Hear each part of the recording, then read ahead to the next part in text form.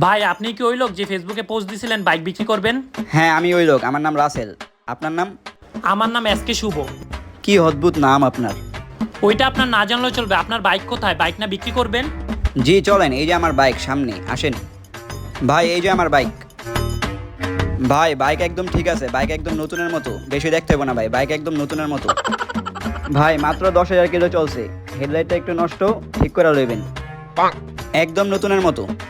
ভাই আপনি যে এত বড় বড় করে কইলেন ব্র্যান্ড নিউ বাইক, এই বাইক আমি চালানো ছাড়া নিতে পারবো না, এই বাইক আমার চালায় দেখতে হইব। এই নেন ভাই, সমস্যা নাই, চালান, চালায় দেখেন। অনেকক্ষণ হয়ে গেল এখন আয় না। এই মেয়ে আপনার বাইক হয়ে গেছে। হেই মিয়া, আমার ভাই মানে?